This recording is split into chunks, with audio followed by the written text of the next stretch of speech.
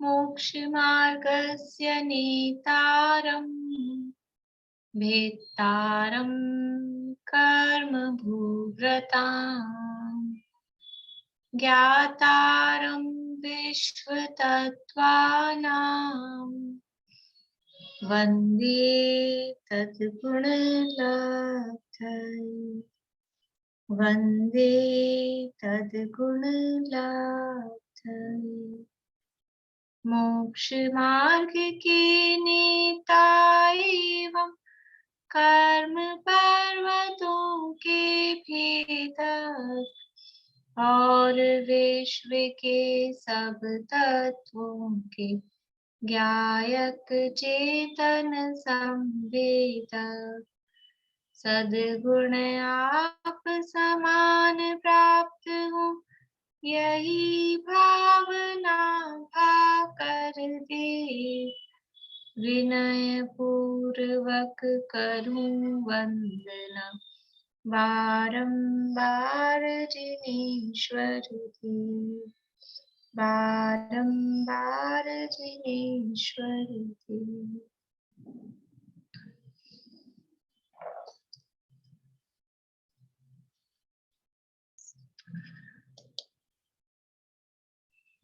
अभी सूत्र जी का सुना दूं क्या आपको? हाँ सुनाइए।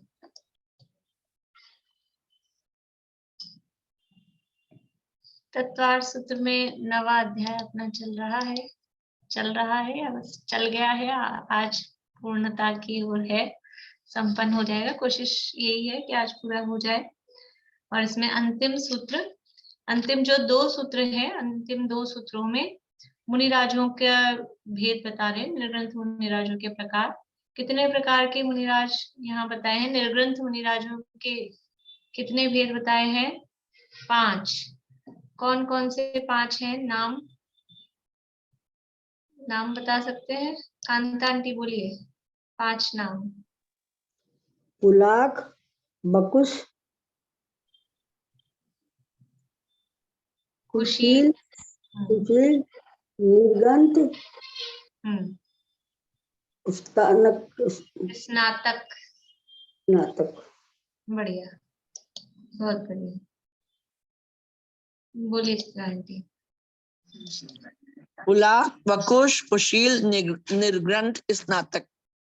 बढ़िया, बोलिए पद्मा जी। पुलाक, बकुश, कुशील के 2 भेद, प्रतिसेवना और कायक प्रतिसेवना। और कुशील की तो 2 प्रतिसेवना कुशील और कषाय कुशील। कषाय कुशील प्रतिसेवना और स्नातक व निर्गंथ। कषाय कुशील प्रतिसेवना नहीं है? नहीं, कषाय प्रतिसेवना कुशील और कषाय कुशील। कषाय कुशील। ये 5 भेद मुनिराजों के हैं, निर्ग्रंथ मुनिराजों के। अब इन मुनिराजों में विशेषता, और वो कुछ 8 आधारों पर ये विशेषता यहाँ पर बताई जा रही है। किन किन आधारों पर उनमें विशेषता हम देख रहे हैं? बोलिए रश्मि जी, किन किन आधारों पे? नाम बताने के बल। 8 है उसके नाम। पहला है संयम, श्रुत, प्रतिसेवना, तीर्थ, लिंग, लेशा और स्थान। उपपाद भी है, उपपाद और स्थान।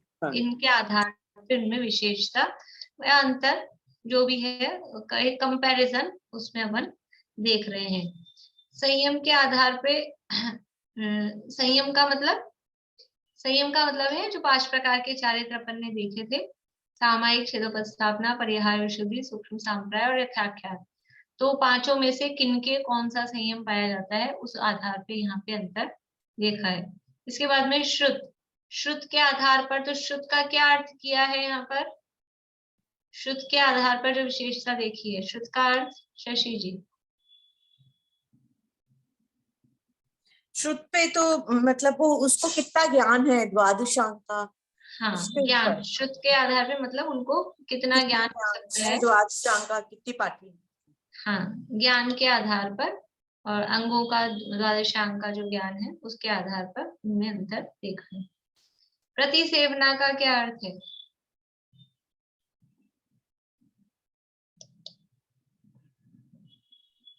व्रतों में दोष लगना। प्रतिसेवना का मतलब है व्रतों में दोष लगना। उसके आधार पे भी अपन ने देखा था। और ये प्रतिसेवना यानी व्रतों में दोष लगने के आधार पर ही, या वैसे भी बकुश मुनि कितने प्रकार के होते हैं, यह बताया 2 प्रकार के बकुश मुनि। कौन कौन से 2 प्रकार के बकुश मुनि हैं, बोलिए रेखा जी। शरीर बकुश और उपकरण बकुश। हाँ, एक शरीर बकुश और एक उपकरण बकुश, मतलब जिनको अपने शरीर में थोड़ा मोह दिख रहा है वो शरीर बकुश, और जिनको उपकरणों में मोह, मोह का मतलब ऐसा मिथ्यात्व वाला मोह नहीं समझना, मोह मतलब थोड़ा सा उसके प्रति आसक्ति किंचित है, तो वो उपकरण बकुश कहलाते हैं। इसके बाद में तीर्थ के आधार पे हमने देखा था। तीर्थ का मतलब क्या है कि किस तीर्थंकर के काल में, किस तीर्थंकर के समय में किस प्रकार के मुनिराज पाए जाते हैं। तो सभी तीर्थंकरों के तीर्थ काल में सभी प्रकार के, 5 ही प्रकार के मुनिराज पाए जाते हैं। ऐसा नहीं होता है कि तीर्थंकर हैं तो स्नातक नहीं पाए जाएंगे। कुछ लोगों को ऐसे गलतफहमी रहती है कि जब तीर्थंकर है तो और दूसरा कोई केवली हो ही नहीं सकता है, ऐसा नहीं होता है। तो स्नातक यानी अनंत भगवान भी पाए जाते हैं और अन्य मुनिराज भी सभी तीर्थंकरों के तीर्थकाल में पाए जाते हैं। फिर लिंग के आधार पे भी अपन ने चर्चा कल की थी। लिंग के आधार पर है, लिंग का मतलब यहाँ स्त्रीलिंग, पुरुष लिंग, नपुंसक लिंग नहीं है। वो वाला लिंग में तो सबके पुरुष लिंग ही है, मुनिराजों की बात चल रही है। तो यहाँ पर बात चल रही है लिंग का मतलब है कि वो मुनि होने योग्य उनकी जो लक्षण है, उनके जो पहचान के चिन्ह है, उसको भी लिंग कहते हैं। तो एक बाहरी चिन्ह होता है, एक आंतरिक चिन्ह होता है। एक बाहर से पहचाना जाता है और एक अंदर से। तो बाहरी चिन्ह उसको बोलते हैं द्रव्य लिंग। बाहर से किसी को देखकर हम ये समझ पाए कि ये मुनि है, वो कहलाता है उनका द्रव्य लिंग, वो बाहर का चिन्ह है। और अंदर में मुनिराजों के कैसा स्वरूप होना चाहिए, किस तरह की परिणति होना चाहिए, तो वो अंदर का स्वरूप कहलाता है। अंदर जो उनके वितरागता है वो उनका कहलाता है भावलिंग। तो द्रव्य लिंग में तो सभी बाहर से शरीर से नग्न दिगंबर ही होंगे, तो इस आधार पे तो द्रव्य लिंग में समानता है। और भाव लिंग में अंतर हो सकता है क्या, कि कोई तो 2 कषाय चौकड़ी के अभाव पूर्वक हो, कोई 3 कषाय चौकड़ी के अभाव पूर्वक हो, कोई 1 कषाय चौकड़ी के अभाव पूर्वक हो। ऐसा नहीं होता है। जितने भी मुनिराज हैं, क्योंकि यहाँ पुलाक बकुश कुशील निर्ग्रंथ स्नातक, ये जो सारे मुनिराज अपन ने देखे, तो कौन से गुणस्थान से स्टार्ट किए, 6ठे 7वें से। उससे नीचे का तो कोई मुनिराज देखा ही नहीं अपन ने। और 6ठे 7वें गुणस्थान में जो भी जीव होगा उसको 3 कषाय चौकड़ी के अभाव पूर्वक वितरागता होगी ही होगी। तो भावलिंग में भी सब समान ही है, क्योंकि 3 कषाय चौकड़ी के अभाव पूर्वक वितरागता उनमें है ही। इसलिए 3 कषाय चौकड़ी के अभाव पूर्वक तो समझ लीजिए कषाय कुशील तक है, और आगे जो है स्नातक हैं उनमें चारों ही कषायों का अभाव है। लेकिन वो उस रूप में भावलिंग में कोई अंतर नहीं माना जाएगा, सभी भावलिंगी ही है। मतलब जिस गुणस्थान में जितनी वितरागता होनी चाहिए उस गुणस्थान में उनमें उतनी वितरागता है। यदि 6ठे 7वें में है तो उतनी, 8वें 9वें 10वें में है तो उतनी, 11वें 12वें में है तो उतनी, और अगर 13वें 14वें वाले हैं तो उसका जो स्वरूप है उस स्वरूप के हिसाब से उनमें वितरागता पाई जाती है। इसलिए भावलिंग के आधार पे तो इन मुनिराजों में कोई अंतर नहीं है।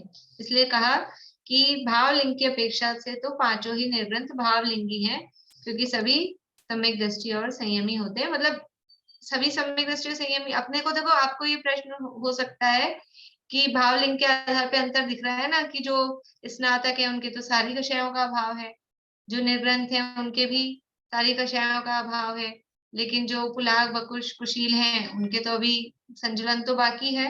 तो इस आधार पे भावलिंग में अंतर देखो, तो उस आधार पे भावलिंग में अंतर नहीं देख रही। जो जिस पोजीशन में है उस पोजीशन में जो वितरागता होनी चाहिए उतनी वितरागता यदि उनमें है तो फिर वो भावलिंगी है। इसलिए भावलिंग की अपेक्षा से अंतर नहीं कह रहे, क्योंकि जो 6ठे 7वें गुणस्थान में जैसी वितरागता चाहिए वो वहां पर है। यानी पुलाक मुनिराज हैं या बकुश या प्रतिसेवना कुशील हैं, अगर उनके किसी के मूल गुणों में या किसी के उत्तर गुणों में कोई दोष लग भी रहा है तो भी वो अपने छठे सातवें गुणस्थान से नीचे नहीं गिर जाते। तो उतनी वितरागता तो उनके मेंटेन है, उस गुणस्थान में जितनी वितरागता चाहिए उतनी वितरागता उनके मेंटेन है, इसलिए भाव लिंग की अपेक्षा से तो उनमें अंतर नहीं है। पर द्रव्य लिंग की अपेक्षा से भी बाहर में स्थूल रूप से कोई अंतर नहीं है, पर फिर भी किसी अपेक्षा से अंतर करना चाहे तो किया है, उसकी चर्चा अपन ने कल की थी और अभी बताती हूँ। बोले रेणु जी।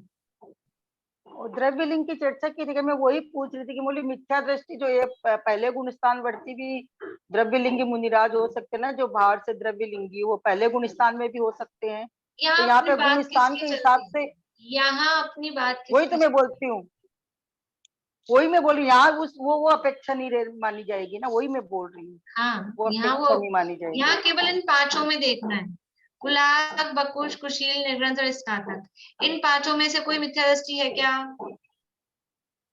कोई भी नहीं, सब छठे सातवें गुणस्थान है, मिनिमम छठा सातवां गुणस्थान है ही, इसलिए वो वाले द्रव्यलिंगी की बात नहीं है, मिथ्या दृष्टि द्रव्यलिंगी की बात नहीं है। यहाँ तो द्रव्यलिंग का मतलब है बाहर का पहचान का चिन्ह, वो कहलाता है द्रव्यलिंग। वो द्रव्यलिंग सबका ही नग्न दिगंबर है, इसलिए उस द्रव्यलिंग की अपेक्षा से तो समान ही है सब, ठीक है।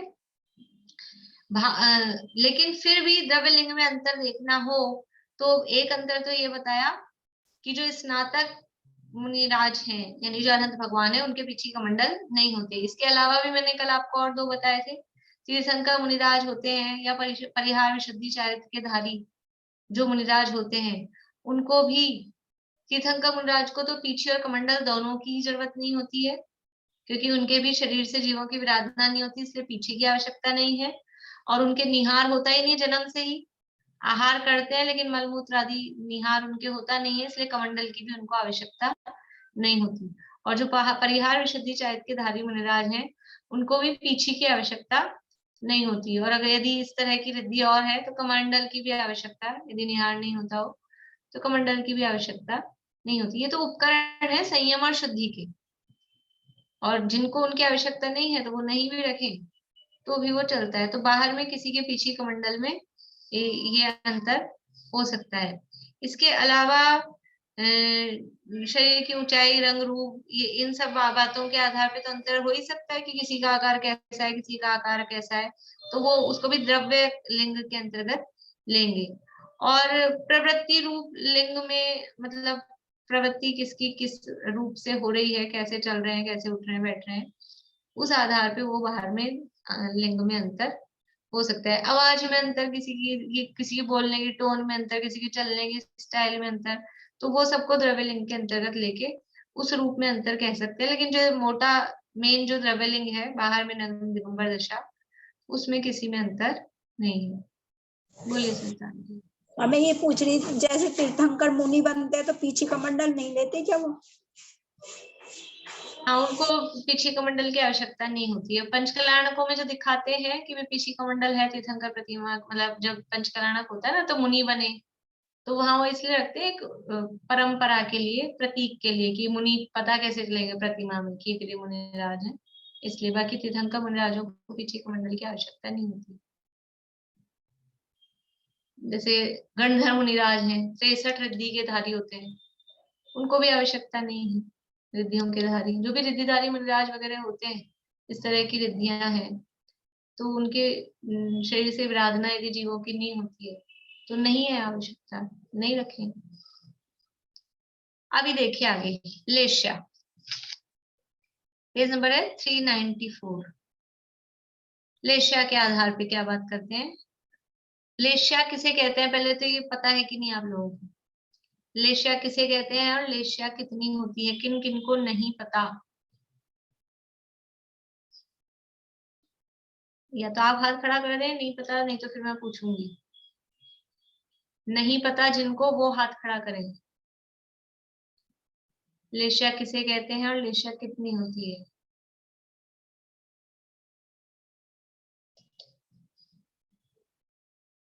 केवल एक हाथ खड़ा है, नहीं पता। मैं यानी सबको पता है, यानी मैं पूछ लूं फिर हाथ क्यों नहीं खड़ा कर रहे हैं, नहीं पता है तो फिर बोले दीपिका जी, लेश्या किसे कहते हैं? कषाय से अनुरंजित आत्मा के भावों को लेश्या कहते हैं। कषाय से अनुरंजित योगों की प्रवृत्ति, लोगों की प्रवृत्ति, कषाय से अनुरंजित योगों की प्रवृत्ति को लेश्या कहते हैं। क्या मतलब है इसका? ये तो परिभाषा है। मतलब क्या है कि योग किसे कहते हैं? योग क्या है? योग है मन वचन काय, काय वांग मन है कर्म योग, मन वचन काय की क्रिया को योग कहते हैं। तो कषाय से अनुरंजित जो हमारे मन वचन काय की प्रवृत्ति है, यानी हमारे मन वचन काय में जो कषाय घुली मिली है, हमारे मन वचन काय की प्रवृत्ति में जो कषाय लिपी हुई है, लेश्या है ना, लेश्या शब्द निरुक्ति से उसका अर्थ ऐसे करते हैं, जो लेपन करे, लिप्त करे, उसको बोलते हैं लेश्या। लेप देते हैं, लीप पुराने जमाने में गांवों में वो गोबर से घर को लीप देते थे, तो ऐसे ये कषायों से आत्मा को जो लीप दे, तो ऐसे हमारी जो मन वचन काय की प्रवृत्ति है उसका नाम लेश्या है। यानी कषायों से रंगी हुई, कषायों से लिप्त जो हमारे मन वचन काय की प्रवृत्ति है उसको लेश्या कहते हैं। कितनी होती है लेश्याएं? बोलिए रजनी जी।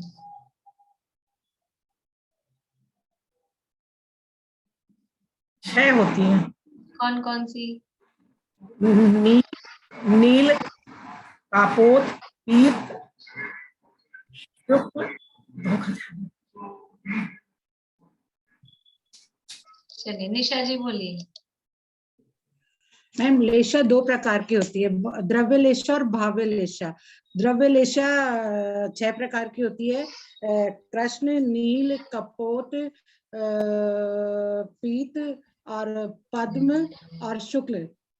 और भावलेशा मन वचन काय से जो क्रिया हम करते हैं वह किसी न किसी कषाय से प्रेरित होती है, तो उससे हम उसे हम लेशा कहते हैं। देखिए आपने वो तो बताया सही है, लेकिन ऐसा नहीं है। लेश्या दो प्रकार की, मतलब अभी तो यहाँ 6 पूछने थे मुझे, सामान्य रूप से कहेंगे तो लेश्या 6 होती हैं, लेकिन ये जो दो भेद द्रव्य लेश्या और भाव लेश्या, तो द्रव्य लेश्या भी 6 प्रकार की है, भाव लेश्या, ये जो अपन 6 लेश्या कह रहे हैं ना, ये भावों का ही भेद है। ऐसा नहीं कि भाव लेश्या एक ही प्रकार की है, बस जो कषाय है वो भाव लेश्या, ऐसा नहीं है। ये भाव लेश्या के ही 6 प्रकार हैं, कृष्ण, नील, कपोत, पीत, पद्म, शुक्ल। और द्रव्य लेश्या का तो मतलब है शरीर का रंग। शरीर के रंग से क्या फर्क पड़ता है, कोई सा भी हो। द्रव्य लेश्या तो खाली शरीर का रंग है। देखो कौन सा रंग अच्छा होता है, कौन सा रंग बुरा होता है, रंग से क्या फर्क पड़ता है। हमें तो काला रंग खराब लगता है, वो काला रंग चेहरे पे खराब लगता है, लेकिन चेहरे का काला रंग भी कोई खराब होता है। तीर्थंकर 2 गोरे 2 सांवले, 2 हरियल 2 लाल थे कि नहीं? तीर्थंकरों के शरीर का रंग था कि नहीं? कृष्ण वर्ण के थे तो बदसूरत थे। तीर्थंकरों से जैसा सुंदर दुनिया में कोई दूसरा नहीं होता है, कामदेव भी कुछ नहीं उनके आगे। अब वो काले रंग के थे, बताओ, तो काला व्यक्ति कोई बदसूरत ही होगा, सुंदर नहीं होगा, ऐसा नहीं है। तो वो तो द्रव्य लेश्या तो शरीर का रंग है, उससे तो मतलब ही नहीं है। यहाँ जहां भी अकेला लेश्या शब्द आता है 99% वो भाव लेश्या के अर्थ में ही आता है। तो अभी मुझे यहाँ द्रव्य भाव भेद नहीं बताने, अभी लेश्या 6 होती है, ठीक है। कौन कौन सी 6 होती है? कृष्ण, नील, कपोत, पीत, पद्म और शुक्ल, ये 6 लेश्याएं होती हैं। सबसे अधिक डार्क से लाइट की तरफ चल रहे हैं। कृष्ण काला बहुत डार्क है, फिर नील उससे थोड़ा लाइट हुआ, फिर कपोत, कपोत का मतलब है कबूतर वाला कलर, कबूतरी रंग, ग्रे कलर, स्लेटी कलर, वो नीले से भी थोड़ा लाइट हो गया। इसके बाद में है पीत, पीला, फिर पद्म, पद्म का मतलब है समझ लीजिए पिंकिश, पद्म यानी कमल, कमल का जो कलर होता है पिंक, लाइट पिंक, ऐसा पिंक मतलब ऐसा भड़कीला चमकीला वाला नहीं, लाइट पिंक। और फिर है शुक्ल, शुक्ल का मतलब है सफेद। तो ये रंग तो बताए हैं जीव के, वो जो कषाय से अनुरंजित योगों की प्रवृत्ति है ना, उसको बताने के लिए। जैसे अपन बोलते हैं ना, इसके तो मन ही काला है, इसका दिल काला है, ऐसे बोलते हैं, इसे तो काले परिणाम है। तो वो परिणाम जैसे अंदर होते हैं उसको वो कलर से बताया गया है जीव के भावों को। बाकी ऐसे किसी के परिणाम कोई काले रंग के लिपे हुए होते हों कि नीले रंग के लिपे हुए होते हों, ऐसा नहीं होता है, लेकिन वो कलर से उसको बताया गया है, उससे कलर से पता लगता है।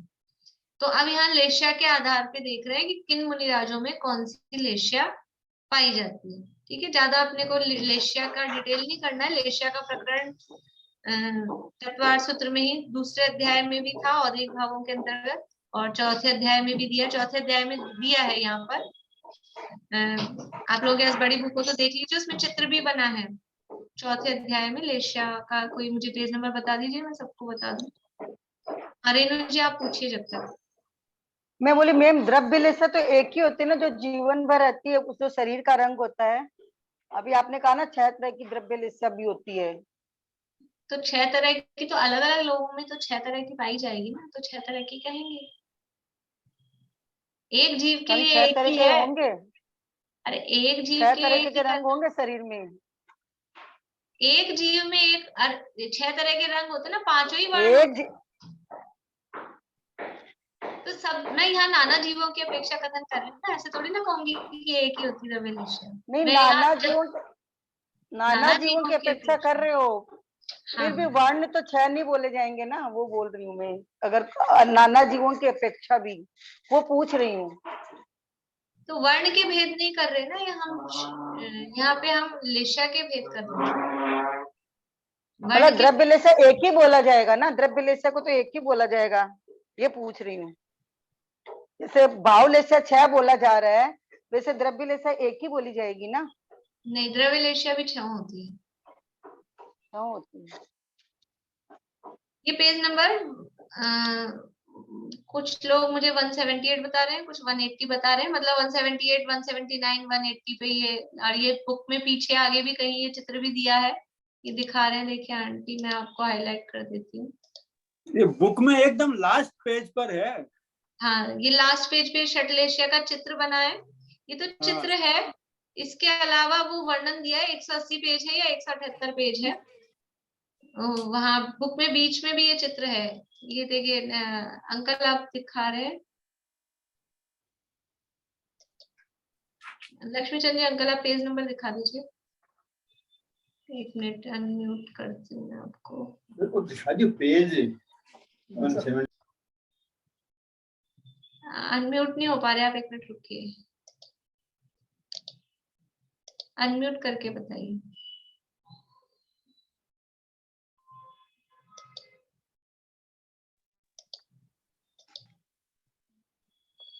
एक 180 पेज पे चित्र है, 178 पेज पे अध्याय शुरू है।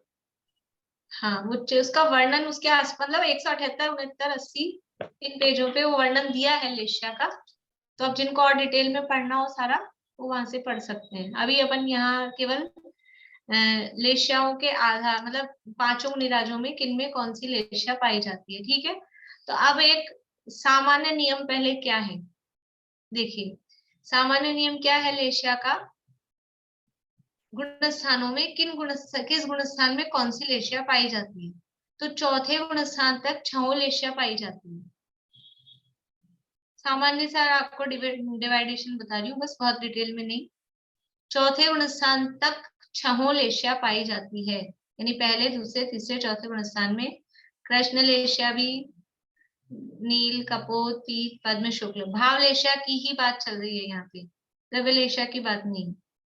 चौथे गुण स्थान तक 6 लेशिया पाई जाती है, और चौथे से ऊपर 5वें, 6ठे, 7वें गुण स्थानों में 3 शुभ लेशिया। तो कृष्ण, नील, कपोत ये तो है अशुभ लेशियाएं, और पीत, पद्म और शुक्ल ये कहलाती है शुभ लेशिया। तो चौथे से ऊपर शुभ लेशिया ही पाई जाती है। ठीक है, कृष्ण, नील, कपोत ये 3 अशुभ लेशियाएं ऊपर के गुण स्थानों में, 5वें गुण स्थान में भी नहीं पाई जाती है। यह है सामान्य नियम। ठीक है, अब वो फिर और ऊपर श्रेणी में वहां शुक्ल लेशिया ही होती है, फिर पीत पद्म में भी नहीं रहती है। अभी विशेष की अपने को इतने में ही काम हो जाएगा। तो अब ये जो मुनिराज हैं जिनकी अपने को चर्चा करनी है, वो कौन से मुनिराज हैं? चौथे से ऊपर वाले हैं कि चौथे के अंदर वाले हैं? चौथे से ऊपर वाले हैं सारे। तो कौन सी लेशाएं पाई जानी चाहिए? 3 शुभ। ठीक है, कौन सी शुभ? पीत, पद्म और शुक्ल। ये जीवों के भावों को कषाय की परिणति और कषाय के साथ साथ में उसमें मनवचन काय की प्रवृत्ति कैसी हो रही है। देखो एक बात आप लोग लिख रहे हैं तो साथ में ये भी लिख लें कि शुभ लेश्या का मतलब शुभ परिणाम और अशुभ लेश्या का मतलब अशुभ परिणाम नहीं होता। अब उसका भाव आपको धीरे धीरे समझ में आएगा। वो सब कषाय मार्गना चले तो वो डिटेल में वो बात हुआ भी, तो वो सब नहीं कर रहे हैं अपन। शुभ लेश्या का मतलब शुभ परिणाम और अशुभ लेश्या का मतलब अशुभ परिणाम नहीं होता है। एक थोड़ा सा उदाहरण देती हूँ, आपको समझ में आ जाए बात। कि कोई माँ है और समझ लीजिए कि बच्चा गलत काम कर रहा है, पढ़ाई लिखाई नहीं कर रहा या कुछ ऐसा काम कर रहा है जिससे उसका बहुत अहित हो जाएगा। मान लो वो बार बार में कहीं, छोटा बच्चा है 6-8 महीने का, क्राउलिंग करता है और बार बार में कहीं ऐसी चीज, कोई हीटर रखा है, जलने का उसको डर है और बार बार में उसके पास जाता है, बार बार में जा रहा है और मान नहीं रहा है, या कोई ऐसी शैतानी कर रहा है, ऊपर से कूदता है कहीं से, मान लो कुछ इस तरह की, तो वो मना कर रही है, वो नहीं मानता है। फिर क्या होता है बाद में? एक चाटा लगा दिया, नहीं मान रहा था ना बिल्कुल भी, चाटा लगा दिया। अब वो ये अब इसको कहेंगे अपन लेश्या देखेंगे। कौन सी लेश्या दिख रही है? यानी उसके मन वचन काय की प्रवृत्ति कैसी है? अंदर भी गुस्सा आ रहा है बहुत जोर का। मान लो पढ़ाई नहीं कर रहा है, बिल्कुल पढ़ने में ध्यान नहीं दे रहा है, तो लगा दिया एक चाटा। पढ़ाने के नाम पे तो बहुत जल्दी गुस्सा ही जाता है, तो एक चाटा लगा दिया। अब वो उसके परिणाम कैसे हैं? परिणाम कैसे हैं? उसके भाव क्या है? भाव ये है कि ये पढ़े लिखे, या मान लो वो गलत, वो जल जाता, वो हीटर के पास जा रहा है, उसको रोकने के लिए चाटा लगा दिया उसको, तो भाव तो है शुभ उसके भलाई के, लेकिन प्रवृत्ति कैसी हो रही है? काया की, मन की, वचन की। शब्द भी ऐसे बोलेंगे, आगे आया तो टांगे तोड़ दूंगी, ऐसे शब्द बोल रही है। तो ये वचन की प्रवृत्ति, काया की प्रवृत्ति, ये दिख रही है अशुभ, लेकिन भाव अशुभ नहीं है। टीचर होते हैं स्कूल में, बच्चे पढ़ाई नहीं कर रहे हैं, मुर्गा बना देते हैं, सजा देते हैं, वो भी चाटा लगा देते हैं। अभी आजकल तो सब बंद हो गया, लेकिन मान लो एक चाटा लगा दिया, पढ़ाई नहीं करके आया, होमवर्क नहीं करके आया, तो उसके भाव, टीचर के भाव, कोई ऐसा नहीं कि इसकी दुश्मनी है मैं चाटा लगाऊं इसको, लेकिन ये बच्चा पढ़ाई करे, फेल नहीं हो जाए, तो भाव तो है अच्छे, शुभ, लेकिन ये है लेश्या। ये मन वचन काय की प्रवृत्ति कैसी दिख रही है? वो अशुभ दिख रही है। उसके ऐसे गुस्से में, असली होता है गुस्सा, माँ का गुस्सा कोई झूठ, एक तो दिखाने वाला होता है, नकली, ऐसे ऐसे करके पिट्टी कर देते हैं, ले पिट्टी कर दी, वो तो नकली है। और एक असली की पिटाई होती है, असली का ही गुस्सा हो रहा होता है, लेकिन अंदर फिर भी भाव क्या रहते हैं? भाव रहते हैं कि इसका भला हो, ये बीमार नहीं हो जाए। मान लो सर्दी के दिन में पानी में भीग रहा है, बारिश में भीग रहा है, बर्फ में खेल रहा है, नहीं मान रहा है, तो फिर चाटा लगा के निकालना पड़ता है। छोटे बच्चों को नहीं मानते हैं तो फिर क्या करें? तो वो प्रवृत्ति, वो लेश्या अशुभ है, लेकिन परिणाम अशुभ नहीं। बस एक ही उदाहरण दूंगी, बहुत जगह उसको समझ लेना, ये लिख लेना बात। शुभ लेश्या का मतलब शुभ परिणाम और अशुभ लेश्या का मतलब अशुभ परिणाम। इसका उल्टा भी ले सकते हैं। कोई बहुत लाड कर रहा है, प्यार कर रहा है, ले बेटा आइसक्रीम खा, ले बेटा टॉफी खा, और उसका बच्चा भी बेचारा बीमार है, जुकाम लग रही है, और वो उसके काम तो अच्छे दिख रहे हैं, बहुत मीठा बोल रहा है, लेकिन उसके परिणाम ऐसे हैं कि खा खा के बीमार हो जाए, अच्छा हो जाए। अगर ऐसे परिणाम है तो उसकी लेश्या तो अच्छी दिख रही है, लेकिन परिणाम अशुभ है। इसलिए शुभ लेश्या का मतलब शुभ परिणाम और अशुभ लेश्या का मतलब अशुभ परिणाम। ऐसा 100% नहीं, ज्यादातर ऐसा होता है जैसे परिणाम चलते हैं वैसी लेश्या होती है सामान्य रूप से, लेकिन 100% ऐसा नियम नहीं होता है। अब यहाँ पर जो ये मुनिराज हैं, पुलाग, बकुश, कुशीर, निर्वंध, स्नातक, इनमें देखिए अब अपन पढ़ते हैं यहाँ से 394 पेज पे।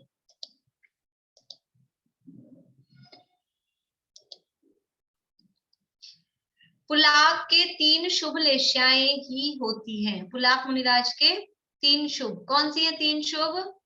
पीत, पद्म और शुक्ल, ये 3 शुभ लेश्याएं ही होती हैं। बकुश और प्रतिसेवना कुशील के 6 लेश्याएं होती हैं। बकुश और प्रतिसेवना कुशील के 6 लेश्याएं होती हैं, क्योंकि उपकरणों में आसक्ति होने से कभी अशुभ लेश्याएं भी हो सकती हैं। अब ये क्या लिखा है यहाँ पर? बकुश और प्रतिसेवना कुशील के गुणस्थान कौन से हैं? बकुश और प्रतिसेवना कुशील के गुणस्थान, आभा जी। छठा सातवां गुणस्थान है, और छठे सातवें गुणस्थान में लेश्याएं कौन सी है? 3 शुभ ही है, अशुभ लेश्या है नहीं।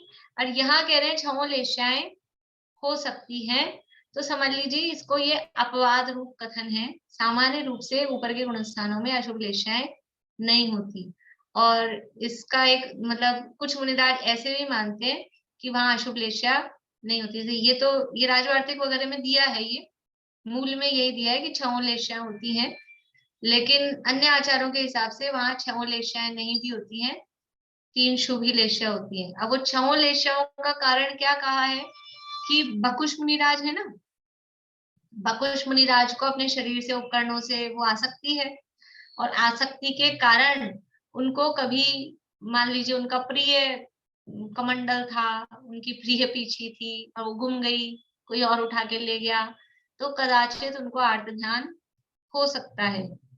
या गुरु शिष्य के संबंध में मान लो किसी का वियोग हो जाए तो उनको आर्त ध्यान तो पॉसिबल है ही छठे गुण स्थान तक, तो वो आर्त ध्यान के काल में उनको अशुभ लेश्या होना भी अपवाद रूप में कहा गया। जिसके आगे आप अपवाद रूप से जो अशुभ लेश्या कही है ना, अपवाद रूप से उसको कहा गया है। सामान्य रूप से मुनिराजों में अशुभ लेश्याएं नहीं होती है, इतना समझना।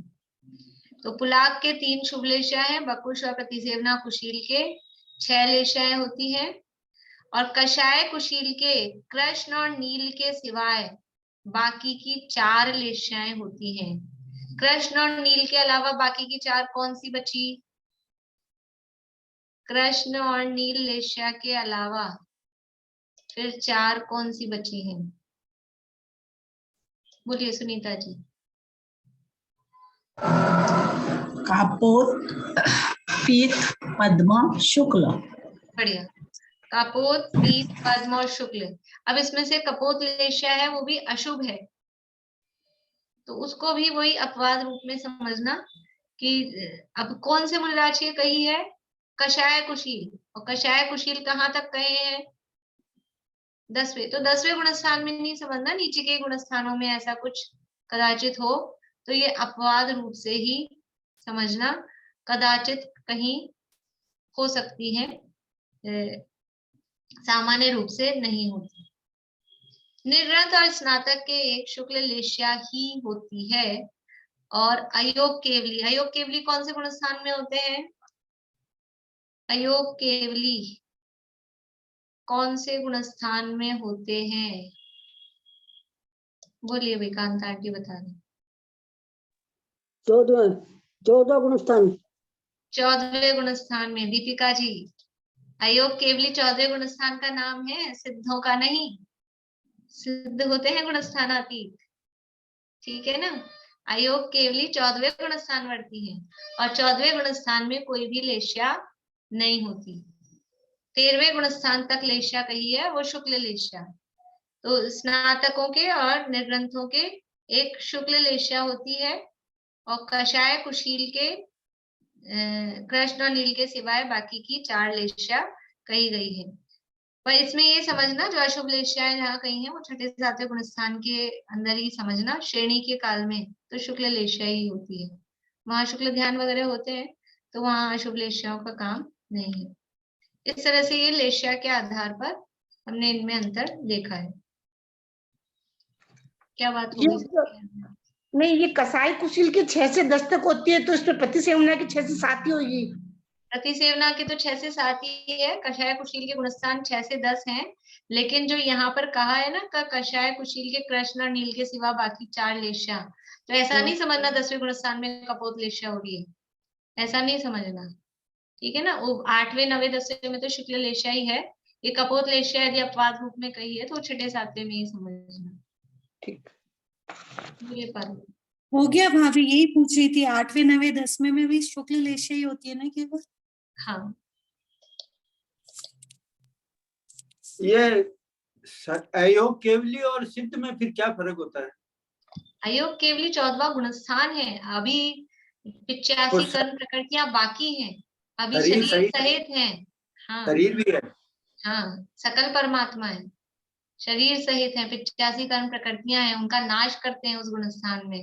उसके बाद 13वां और 14वां दोनों, फिर 13वां और 14वां दोनों एक ही कैटेगरी में है क्या?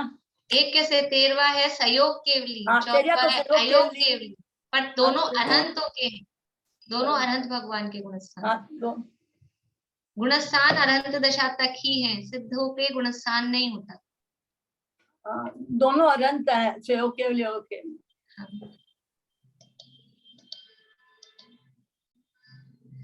अब आगे है उपपाद। उपपाद का मतलब क्या है? उपपाद का मतलब होता है उत्पन्न होना, कौन से मुनिराज कहाँ जाकर उत्पन्न होंगे, उसको कहते हैं उपपाद, ठीक है। उपपाद का मतलब है आगे कहाँ जन्म लेंगे, कहाँ उत्पन्न होंगे, उस अपेक्षा से इनमें विशेषता देख रहे हैं। पुलाक मुनि अधिक से अधिक। अब इसमें भी जैसे अपन ने उसमें 2 भेद किए थे ना श्रुत के संबंध में, एक तो जगन्य कितना ज्ञान होगा, उत्कृष्ट कितना ज्ञान होगा, ऐसे ही यहाँ पे भी कम से कम जाए तो कहाँ तक जा सकते हैं, ज्यादा से ज्यादा जाए तो कहाँ तक जा सकते हैं, ऐसे 2 प्रकार से यहाँ उपपाद बता रहे हैं। तो पुलाक मुनि अधिक से अधिक सहस्रार स्वर्ग में उत्कृष्ट स्थिति के धारक देव होते हैं। सहस्रार कौन से स्वर्ग का नाम है, प्रश्न है आप लोगों से।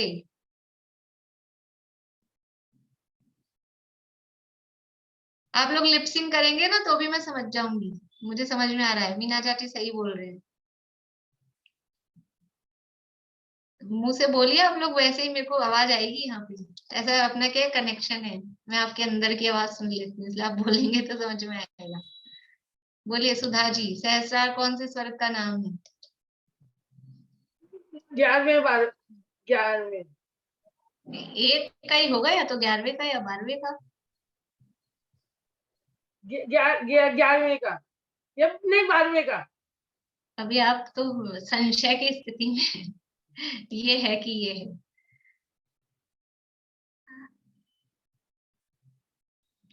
सरोज आंटी, मना तो अपन पढ़ के आए हैं, बोले शीला भाभी। 9वां नहीं, आशा आंटी। मुझे तो 14 ध्यान आ रहा है, कंफर्म तो नहीं पर 14 ध्यान आ रहा है मुझे। सही है, मैं 16 लोगों से पूछ लेती हूँ, एक एक करके बता दीजिए 16 में से कोई ना कोई तो है ही। हाँ भाई रजनी जी। 12वां गुणस्थान, 12वें। अंकल बोलिए। 12वें। कौन सा? 12वें स्वर्ग का नाम है सहस्रार, ठीक है। अभी ये चीजें याद होती है ना, अभी यहाँ तो नाम लिख दिया सहस्रार स्वर्ग, अब अपन सोचो सहस्रार स्वर्ग कौन सा है, तो याद होते हैं, गुणस्थानों में भी ऐसा है, तो थोड़ा जल्दी से भाव भाषित हो जाता है। जो पीछे पढ़ के आए हैं अपन, वो भूलने के लिए नहीं पढ़ के आए हैं, इसलिए तत्वार सूत्र पूरा ही, मतलब तत्वार सूत्र में ऐसा नहीं है कुछ भी कि आप भूल जाओ, ये पूरी डिक्शनरी है पूरी जैन दर्शन की, जो कुछ आप पढ़ोगे वो सब काम आएगा, याद रखना। चलिए, तो ये 12वें स्वर्ग में पुलाक मुनि अधिक से अधिक कहाँ उत्पन्न हो सकते हैं? 12वें स्वर्ग में। पुलाक कौन थे? जिनके मूल गुणों की, उत्तर गुणों की तो भावना ही नहीं थी, मूल गुणों में भी दोष लग सकता था, लेकिन फिर भी ऐसे, इसका मतलब है कि वो इतना हीन आचरण नहीं है उनका, और अधिक से अधिक कहाँ तक उत्पन्न हो सकते हैं? 12वां स्वर्ग। 12वें स्वर्ग की कितनी आयु है?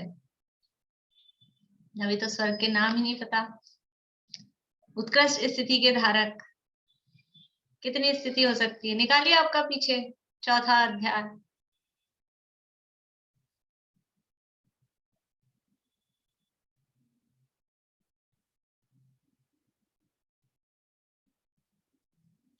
बोलिए भी। 18 सागर। 18 सागर। बोलिए रेखा जी। 18 सागर। 18 सागर 12वें स्वर्ग की। 12वें की 18 कैसे होगी? देखिए आप लोगों ने किताब में देख के बता रहे हैं। रजनी जी बोलिए। 18 सागर ही होगा। 18 ही लिखिए। 12वें की 18। 18 से कुछ अधिक। 14वें की 20। 18 से कुछ अधिक। ठीक है, 14वें की 20 और फिर 22। ठीक है, 18 सागर। 12वें स्वर्ग तक घातायुष उत्पन्न होते हैं, इसलिए कुछ अधिक। हाँ चलिए। इसके बाद में है पुलाक मुनि अधिक से अधिक सहस्रार स्वर्ग में उत्कृष्ट स्थिति के धारक देव होते हैं। बकुश और प्रतिसेवना कुशील 22 सागर की स्थिति वाले आरण और अच्युत स्वर्ग में उत्पन्न होते हैं। यहाँ पर स्थिति भी बता दी, इसलिए मेरे को पूछने का मौका ही नहीं दिया इन्होंने, यहीं पे लिख दी। ये 22 सागर की स्थिति वाले कौन सा स्वर्ग है? आरण और अच्युत। आरण अच्युत कौन सा स्वर्ग है? बोलिए मनोरमा आंटी। 13वां 14वां। आरण अच्युत 13वां 14वां नहीं है। सुनीता आंटी। 15 16 है। 15वां 16वां वो आरण अच्युत है। उसमें 22 सागर की उत्कृष्ट स्थिति है, उसमें वो उत्पन्न होते हैं। बकुश और प्रतिसेवना कुशील। ये क्या बता रहे हैं? मैक्सिमम, अधिक से अधिक। ऐसा नहीं है सारे के सारे वहीं उत्पन्न होंगे। अधिक से अधिक उत्पन्न हो तो पुलाक 12वें स्वर्ग में और बकुश और प्रतिसेवना कुशील वो 16वें स्वर्ग में। कषाय कुशील और 11वें गुणस्थान वाले निर्ग्रंथ 33 सागर की स्थिति वाले सर्वार्थ सिद्धि विमान में उत्पन्न होते हैं। कौन? कषाय कुशील और 11वें गुणस्थान वाले निर्ग्रंथ। अब देखो यहाँ पे भेद कर दिया, निर्ग्रंथ अकेला नहीं कहा। निर्ग्रंथों में से कौन से?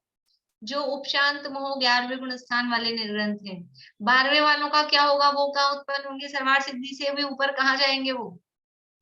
12वें गुणस्थान वाले कहाँ उत्पन्न होंगे? फिर कहाँ जाएंगे? कि वो तो मोक्ष जाएंगे, अब उनको कहीं उत्पन्न ही नहीं होना है, इसलिए उनकी यहाँ पर बात नहीं की।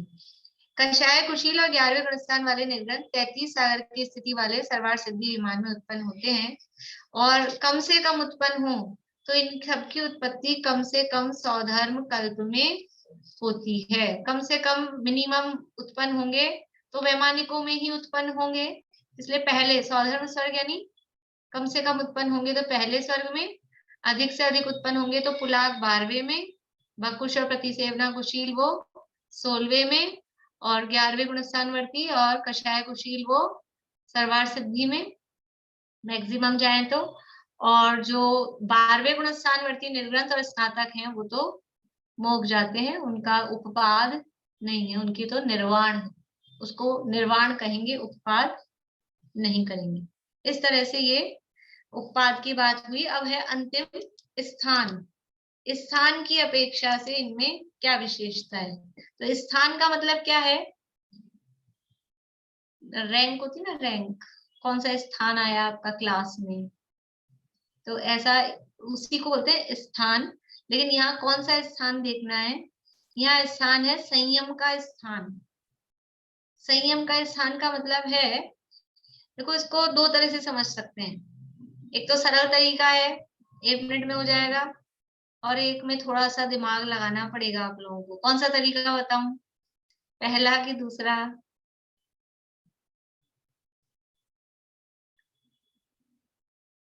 लो आप लोग इसमें भी जवाब नहीं दे पा रहे।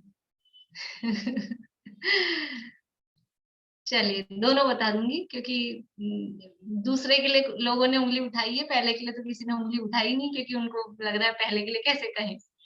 जिन्होंने नहीं उठाई इसका मतलब है वो पहला ही चाहते हैं, बाकी बहुत सारे लोगों ने दूसरे के लिए उंगली उठाई है। देखो पहला संयम का मतलब है संयम के स्थान। अब थोड़ा ऐसा ही समझना आप लोग कि स्थान का मतलब है कि डिग्री समझिए। जैसे संयम है सामायिक क्षेत्रोपस्थापना, परिहार विशुद्धि, सुख साम्राज्य यथाख्यात, ये संयम है।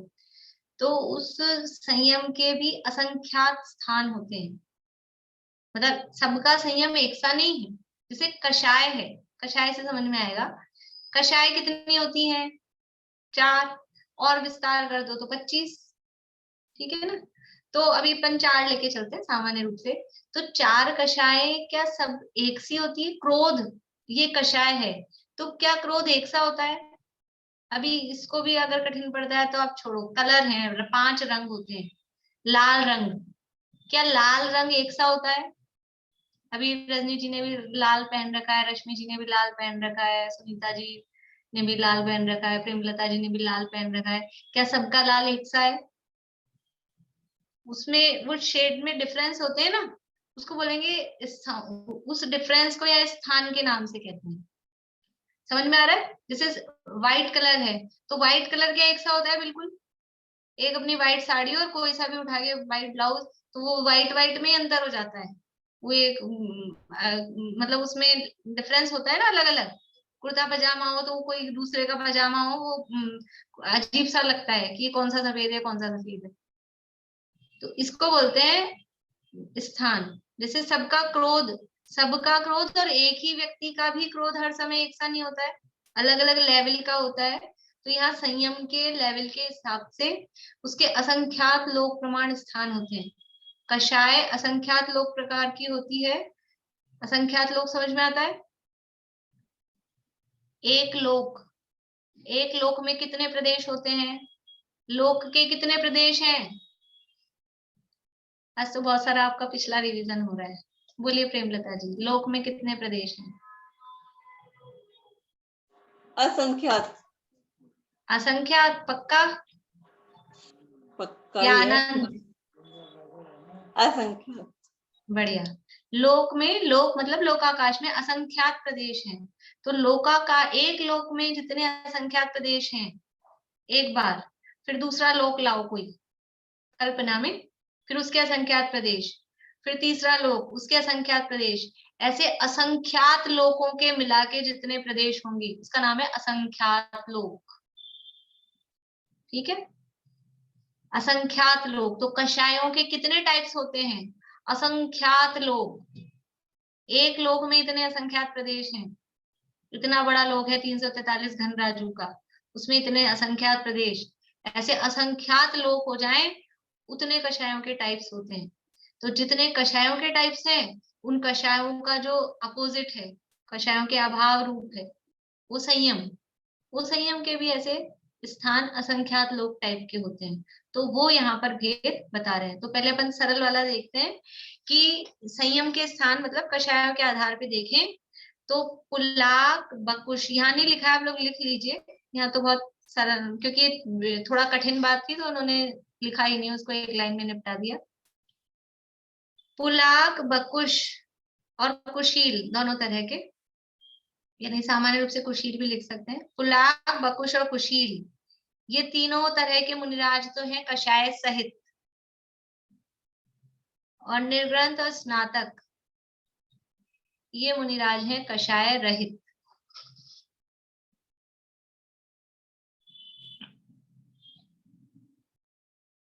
ये हो गया संयम के स्थान पे अंतर। संयम के स्थान पे अंतर मतलब कषाय के आधार पे अपन अंतर देख रहे हैं।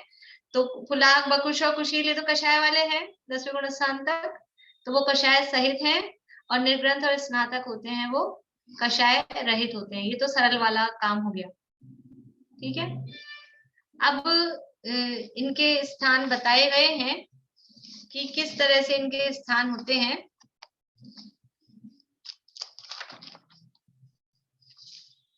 देखो सबसे संयम के कुछ स्थान होते हैं, तो उसमें जघन्य स्थान होते हैं, उत्कृष्ट स्थान होते हैं, ऐसा। तो सबसे जघन्य स्थान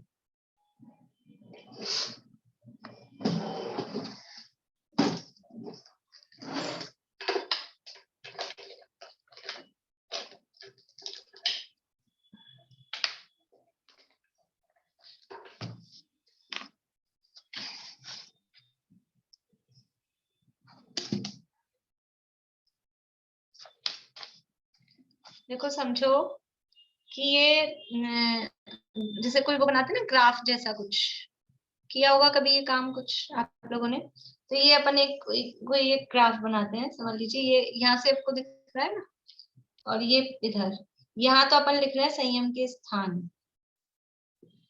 टाइम तो हो गया है, कल बताऊं क्या ये आप लोगों को? कल कर लें इसको, कल कर लेंगे, अभी समय हो गया ना, हड़बड़ी रहेगी थोड़ी, इसको कल कर लेंगे। और फिर उसके बाद में अपन रिवीजन चालू करेंगे। कल जितना में ये हो जाएगा उतना ठीक है, उसके बाद में रिवीजन चालू करेंगे। और एग्जाम आज 9 तारीख हुई है, 20 तारीख को एग्जाम रख लें। 20 तारीख को वार क्या आएगा, संडे तोड़ना है, 19 का आएगा शायद संडे, तो 20 का ही आएगा। अगर संडे होगा तो 19 21 ऐसा कुछ कर लेंगे, ठीक है। चलिए, पता नहीं सब कुछ जवाब नहीं दे पा रहे, ऐसा लग रहा है, खुश नहीं हो रहे एग्जाम का नाम सुन के, सबके चेहरे ऐसे हो गए। बोलिए रेणु जी। नहीं मैम खुश है। मैं बोली सब बुक से ही पढ़ना है ना? हाँ, बुक से ही पढ़ना है। अपन ने क्या किया है और ज्यादा अलग से, जो 4 ध्यान वाला प्रकरण है, शुक्ल ध्यान के भेद, शुक्ल ध्यान के भेद में जो अपन ने पढ़ा है, बुक में तो बहुत कम है, वो सारा जो भी अपन ने पढ़ा है वो आएगा। और मैं आप लोग ने जो लिखा है वो तो है ही, और मैं 1-2 दिन में कुछ आपको, मैं भी लिख रही हूँ तो वो भेज दूंगी आपको थोड़ा बहुत। और मैंने जो लिखा होगा वो थोड़ा ज्यादा लिखा होगा, हो सकता है। आप लोगों ने जितना लिखा है, अपन ने जितना पढ़ा है उतना उतना आएगा, ठीक है। बोलिए निशा जी। मैम 22 के बाद लीजिए ना एग्जाम, 22 के बाद लीजिए एग्जाम मैम, शादी है हमारे घर में। 22 के, फिर क्या द्रव्य संग्रह का भी रखना है, इसलिए आप जिनके कोई ऐसे है पर्टिकुलर घर में शादी है या कुछ ऐसा समस्या है, तो वो आगे पीछे दे दें, पहले दे दें कि बाद में दे दें, ऐसे कर लें। वो मुझे पर्सनल मैसेज कर देंगे। जिनको जल्दी देना है वो पर्सनल मैसेज कर दीजिए, बाकी बाद में देना है तो चालू रहेगा ही। अपन मतलब 19, 20, 21 इन 3 तारीख में से भी देख लेंगे, संडे वनडे नहीं आ जाए बीच में, उसमें ये रख लेंगे, ठीक है ना। फिर आगे फिर 10वां अध्याय भी शुरू होगा। पद्मा जी आपको कुछ कहना है? 20 का संडे ही है दीदी। 20 का संडे है ना, तो या तो 19 को रख लेंगे। हाँ हाँ 19 को सैटरडे को रख लें, तो संडे को आप आराम से फ्री हो जाएंगे। संडे आपका फ्री हो जाएगा, टेंशन नहीं रहेगी। 19 को रख लेते हैं। आज 9 है, 10 दिन है अभी, तो 5 दिन मैं पढ़ाई कराऊंगी, 5 दिन आपको प्रिपरेशन लीव दे देंगे, 5 दिन आप लोग पढ़ लीजिएगा, ऐसा कर लेंगे। देखते हैं, अभी तो अपन करेंगे कल से रिवीजन, ठीक है। ये अपना पूरा हो गया है। यहाँ पे, यहाँ लास्ट लाइन भी मैं पढ़ देती हूँ। इस प्रकार यहाँ 9वां अध्याय समाप्त होता है। इस तरह से ही अपना, क्योंकि सरलता वाला तो मैंने आपको बता ही दिया है, अब कल कठिनता वाला देखना चाहेंगे तो देख लेंगे वो उसका उपाय। बाकी हो गया ये। बोलिए प्रेमलता जी, आप कुछ कह रहे हैं? रिवीजन कहाँ से होएगा कल? 19 नंबर सूत्र से। 19 18 तक का एग्जाम हो ही गया ना, 19 से लेके और ये 47 तक, इतने सूत्र आएंगे अभी, 19 से 47 तक। और उसमें वो परिभाषाएं हैं, वो आप मतलब बुक को रीड करना है 4 बार 5 बार। और शुक्ल ध्यान का जो प्रकरण अपन ने विशेष पढ़ा है, उसको आपको अपने नोट्स के आधार पर पढ़ना पड़ेगा, बुक में वो उतना है ही नहीं कुछ। तो शुक्ल ध्यान का तो जो अपन ने पढ़ा है जैसा, वो सब आएगा। बाकी तो और कुछ नहीं, वो नाम है उनके जो भेद प्रभेद प्रायश्चित विनय वैयाव्रत आदि, वो सब सरल है, उसमें ज्यादा कुछ कठिनाई नहीं है। बोलिए रेखा जी। आपने जो लिखा है ना वो जरा भेज दीजिएगा उसमें। मेरा अभी अधूरा है, इसलिए मेरे भरोसे मत रहिएगा, मैं लिख लूंगी पूरा। मुझे भी टाइम जैसे मिलेगा लिख लूंगी तो मैं भेज दूंगी, आप अपने हिसाब से भी। इसलिए मैं आप लोगों को कहती हूँ क्लास में आप लोग तो लिखते रहा करिए। मैं तो पढ़ाती हूँ, मैं लिख नहीं पाती हूँ, पर आप दोनों काम कर सकते हैं, आप तो लिख लिया करिए। बोलिए मीना चाची। वो शुक्ल ध्यान वाला आप भेज दीजिए ना। लिख इन्होंने जो जाए कहा और जब आप जो कह रहे हैं उसमें क्या आपके अंतर है? चलिए वही मैं चलिए चलिए जिनवाणी स्तुति करते हैं। इसलिए किया था। वीर हिमाचल निकसी गुरु गौतम के मुख कुंड ढरी है, मोह महाचल भेद चली, जग की जड़ता तप दूर करी है, ज्ञान पयोनिधि माहि रली, बहुभंग तरंगनि सोच रही है, ताशुचि शारद गंग नदी, प्रतिमय अंजलि कर शीश धरी है, मैं अंजलि कर शीश धरी।